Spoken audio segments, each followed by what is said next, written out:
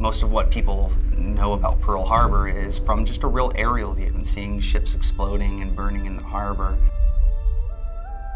We have a really neat opportunity here to create that experience for players from the ground and put them smack in the middle of it.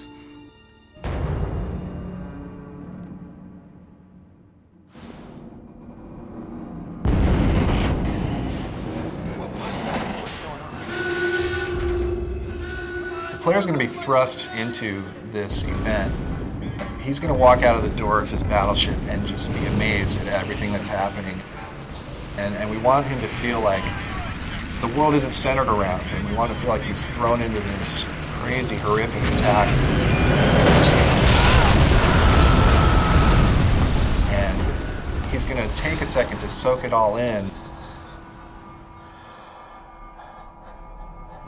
And then realize, wow, maybe I can help fight these guys off. I'm not going to win Pearl Harbor, but maybe I can do something to help our cause. Take his gun and give us fire support!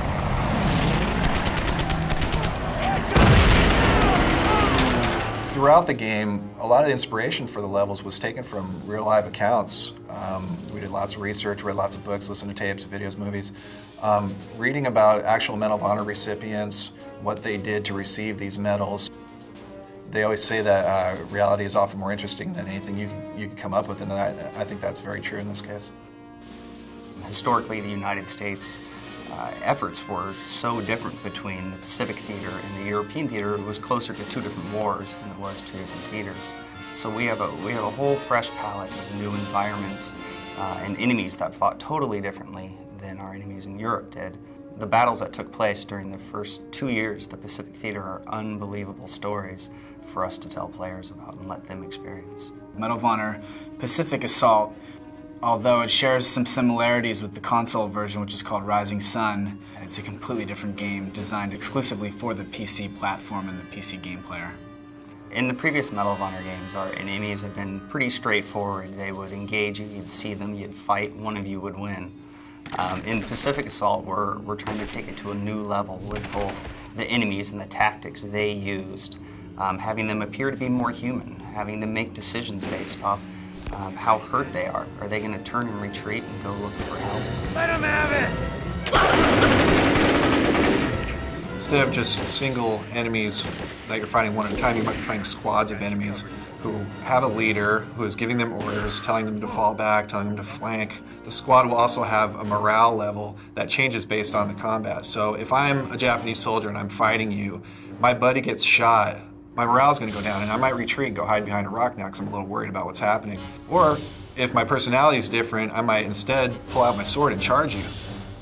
The technology is focused on recreating large, expansive environments. So we're talking about islands, we're talking about Pearl Harbor, we're talking about jungles, we're talking about things that haven't traditionally been modeled well in games. The new render in Pacific Assault will make the gameplay a lot more organic feeling. We'll be able to let the player roam around the world a little bit more freely to make it feel like not everything is planned, like they don't have to go from point A to point B to point C to complete the level. One thing we're really trying to do is create a tense environment, one where you're afraid that you're going to get shot and you really don't want to just go running up the middle of the road. Instead, you're going to be creeping from rock to tree to rock. We might add some more psychological features in there, maybe voices or whispers or a very eerie wind or something that's going to give it more of a moment. Every time that you replay the level, you're not always exactly hearing the same moments over and over again. We go out on weapon shoots with actual World War II weapons to ensure we record the right audio and our animators can see what it really looks like when you shoot one of these guns. They took damn near the entire Pacific with these things. We work with museum curators and reenactors, so we really know what it feels like when a flamethrower goes off a few feet away from you and how to convey that in a game for a player.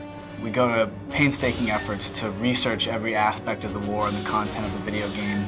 It provides us with an opportunity to entertain and educate players on World War II. And having the opportunity to build games that are socially conscious is pretty rare these days, and something our team in Electronic Arts takes most seriously. It is the most horrific and harrowing moments in our history.